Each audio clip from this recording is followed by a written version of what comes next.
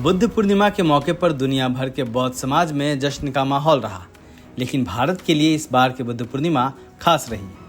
दरअसल इस बार श्रीलंका से उस बोधि वृक्ष के प्रतिरूप को भारत लाया गया, जिसे महान सम्राट अशोक की पुत्री संघमित्रा 2300 साल पहले प्रतिरूप के रूप में बोधगया से श्रीलंका लेकर गई थी। भारत के लॉर्ड बुद्ध वेलफेयर फाउंडेशन के सचिव दिवाकर पटेल की कोशिश और भंते देवेंद्र की पहल पर यह हो पाया है और इसे अमली जामा पहनाया लखनऊ के व्यवसायी और विजय एनर्जी इंडस्ट्रीज प्राइवेट लिमिटेड के मालिक बौद्ध उपासक विजय बौद्ध ने। इसके लिए 2500 अमेरिकी डॉलर यानी तकरीबन 2 लाख रुपए की फीस भी जमा की गई।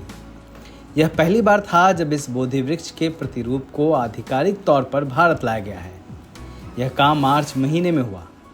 बोधि वृक्ष के इस प्रतिरूप को भारत लाने के लिए उपासक विजय बौद्ध श्रीलंका गए थे, जहां बोमालुआ टेम्पल अनुराधापुरा के प्रमुख ने 26 मार्च को विजय बौद्ध को बोधि वृक्ष का प्रतिरूप सौंपा।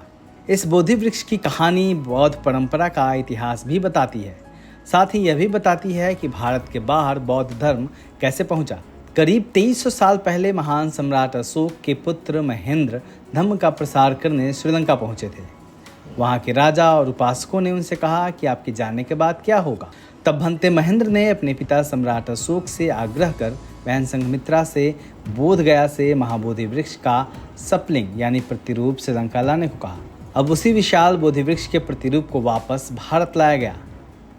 इस बोधि वृक्ष को उत्तर प्रदेश के श्रावस्ती में, जहां तथागत बुद्ध घूम घूम कर धम्म का उपदेश देते थे, वहां के बलरामपुर के लाल नगर गांव में 31 मार्च को रोपित किया गया। दरअसल 31 मार्च को यहाँ बौद्ध भिक्षुओं का दूसरा अंतर्राष्ट्रीय सम्मेलन हुआ, जिसमें देश विदेश के बौद्ध भिक्षुओं का जमावड़ा लगा था।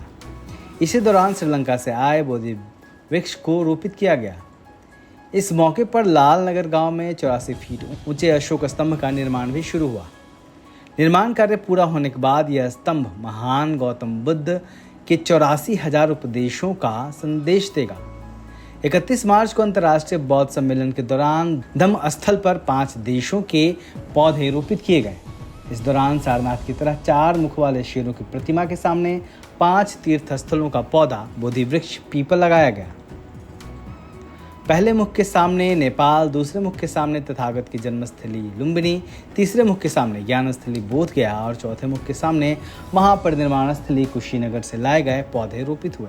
उपासक विजय बौद्ध द्वारा श्रीलंका से लाए गए पौधे को बीच में रोपित किया गया। निश्चित तौर पर यह भारत के लिए एक बड़ी उपलब्धि है कि जिस बोधि वृक्ष के प्रतिरूप को श्रीलंका ले जाया गया था, 2300 साल बाद फिर उसी के प्रतिरूप को वापस भारत लाया गया है। ब्यूरो रिपोर्ट, दलित दस्तक।